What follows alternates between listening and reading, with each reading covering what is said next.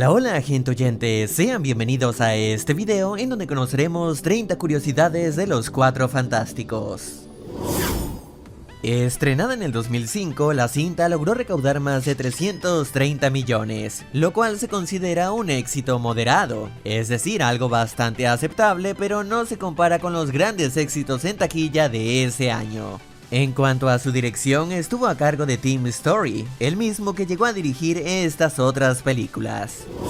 Cuando nos presentan a Johnny, lo vemos besando a una chica, que según el guión oficial, originalmente se trataría de Frankie Ray, uno de los intereses amorosos de Johnny en los cómics, la cual por cierto aparecería oficialmente en la secuela, así que profundizaremos un poco sobre ella más adelante.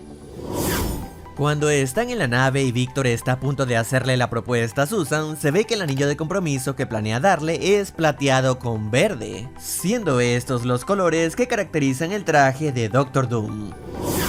Esta vez Stan Lee hace un cameo peculiar, ya que no está interpretando a un personaje al azar, como lo ha hecho en la mayoría de sus apariciones, sino que aquí interpreta a Willy, un amable cartero que apareció en los cómics de los Cuatro Fantásticos, y en otros también, ya que en un punto llegó a salir con la tía May. Sí, así es, la de Peter Parker.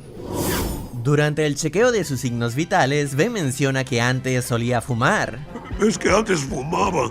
Un recordatorio al hecho de que en los cómics él solía ser fumador, hasta que Joe Quesada se convirtió en el editor en jefe de Marvel y puso una política anti-tabaco, prohibiendo así que a los héroes se les mostrara fumando en las historietas, para evitar que resultara en una mala influencia para los niños.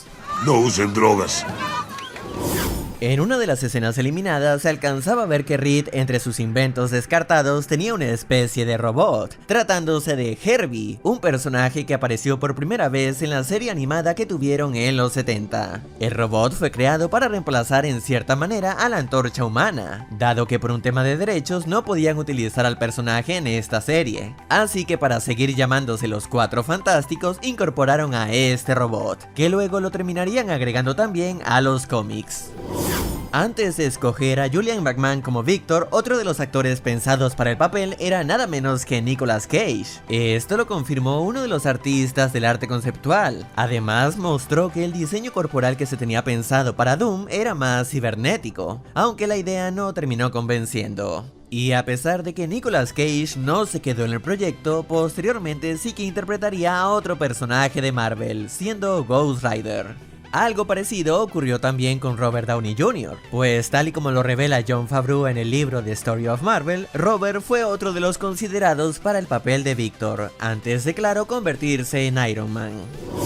Cuando Susan camina por la calle y ve una revista, en esta se puede notar una sutil referencia a los X-Men, pues vemos este titular que dice James Marsden contempla el próximo papel de superhéroe. Recordemos que él interpretó a Cíclope, y también vemos esta de aquí que dice La mística de Rebecca Romijn. Esto porque dicha actriz fue quien interpretó a Mystique en las primeras películas de los X-Men.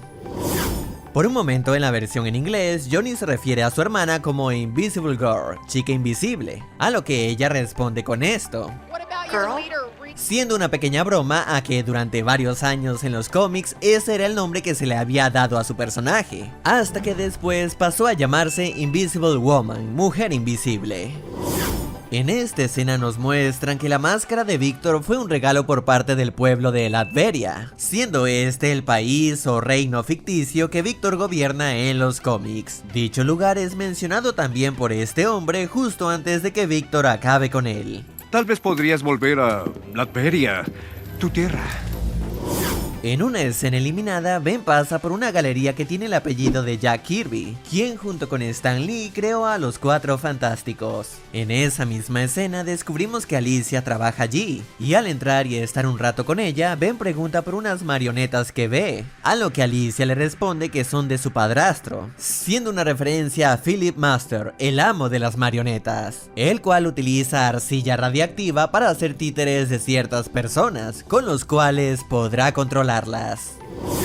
Hugh Jackman, habiendo aparecido ya en las pelis de los X-Men, se suponía que tendría también un cameo por aquí, o algo así. Y es que en la versión extendida se puede ver como mientras Reed y Susan tienen una especie de cita, este altera su cara para parecerse a Wolverine en un intento por cortejar a Susan, algo que en cierta manera se repitió en la cinta de Deadpool.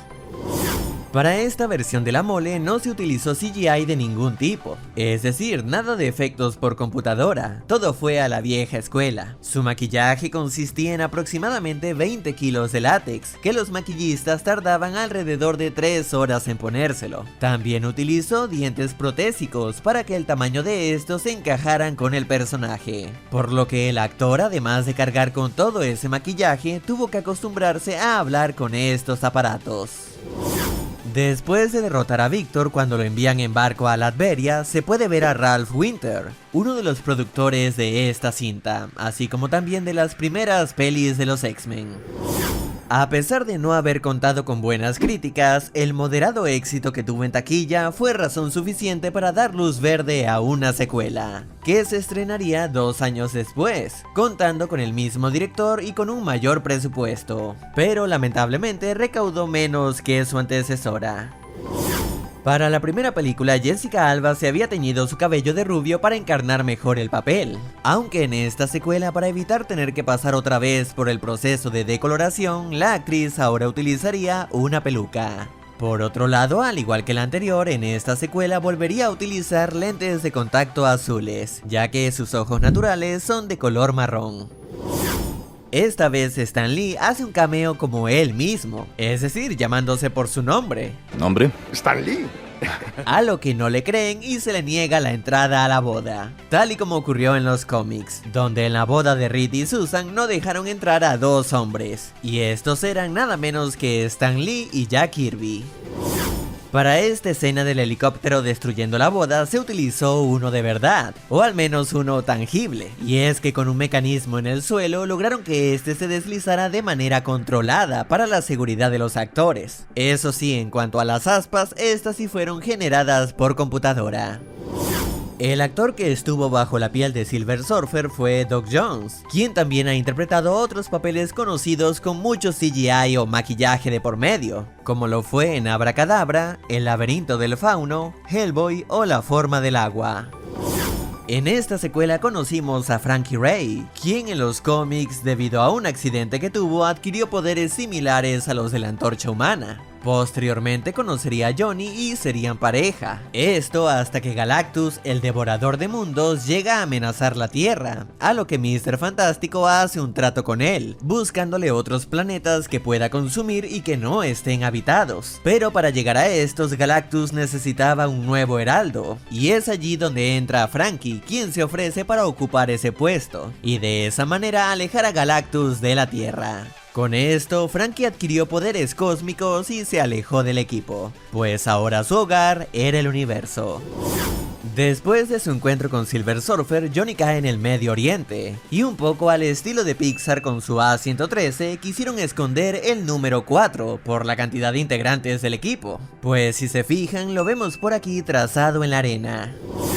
Se tenía planeado que el General Hager fuera en realidad Nick Fury, esto incluso antes de que siquiera existiera la versión interpretada por Samuel L. Jackson, pero Fox no pudo llegar a un acuerdo con Marvel Studios, quienes poseían los derechos de Fury, de manera que al no poder utilizar al personaje aquí, lo decidieron sustituir por este general. Y esto es notable en esta escena donde Reed le dice al general lo siguiente: Soy una de las grandes mentes del siglo XXI, y el grandulón que era quarterback en la escuela está parado frente a mí pidiéndome ayuda. Siendo casi textualmente lo que le llegó a decir Reed a Fury en uno de los cómics.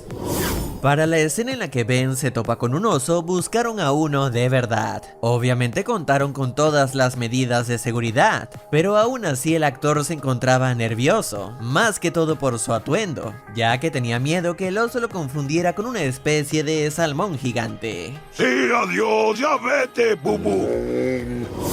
Por un momento, Silver menciona que sus servicios a Galactus ayudan a salvar su mundo y a la persona que ama. Esta se trata de Shalla-Bal, quien en los cómics fue el primer amor de Norrin Rath, el nombre de este personaje antes de convertirse en Silver Surfer.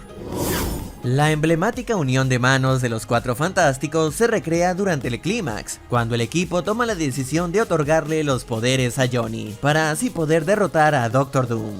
Y como dice un amigo mío, ¡es hora de pelear! Esta mezcla de poderes recuerda también al villano Super Skrull. El actor Lawrence Fishburne, conocido popularmente por su papel de Morfeo, iba a dar voz aquí a Galactus, pero cuando se decidió que finalmente Galactus no hablaría en esta versión, Lawrence pasó a darle voz a Silver Surfer. We have no choice. We do have a choice. Una de las cosas más criticadas en esta secuela fue la forma en la que se representó a Galactus, y es que en vez de mostrarlo como su apariencia en los cómics, decidieron representarlo en forma de nube, resultando en una aparición bastante decepcionante. Aún así, si se fijan, en ciertos momentos se pueden ver ligeramente sombras o siluetas que se asemejan a su característico casco. Se suponía que tendríamos una tercera película y un spin-off enfocado en Silver Surfer, quien habría sobrevivido tras su supuesto sacrificio, pero debido a las críticas y sobre todo a una recaudación que no superó las expectativas, provocó que estos planes fueran cancelados. Años después del estreno de la cinta, Jessica Alba confesó una mala experiencia que pasó en el set, y es que durante la filmación de sus escenas de llanto, ella lo estaba haciendo de una manera realista, o sea, como alguien normalmente lloraría ante situaciones dolorosas, a lo que el director le dijo que mejor aplanara su actuación, que no hiciera eso con su cara, que intentara de otra manera. Llora bonito, Jessica, fue lo que le dijo, algo que disgustó a la actriz, ya que daba a entender que su aporte a la cinta estaba más relacionado con su apariencia física que con su habilidad actoral. En el 2015 tuvimos otra adaptación por parte de Fox, con un nuevo elenco. Esta contó con críticas aún peores y la recaudación fue mucho menor, de manera que en comparación a esta versión de los 2000 no le fue tan mal. Además cuenta con el cariño de la audiencia que las disfrutó en su momento. Por ahora solo queda esperar cómo será la nueva adaptación de estos héroes ahora que por fin estarán dentro del UCM. Si el video te ha gustado, házmelo saber dándole manito arriba y compartiéndolo con tus amigos. También quiero agradecer a los miembros que han apoyado al canal. Y antes de irme le envío un gran saludo a Matt Jack, Gabriel Martínez, Rob Ray y The Axe 16. Y bueno, esto es todo. Hasta luego.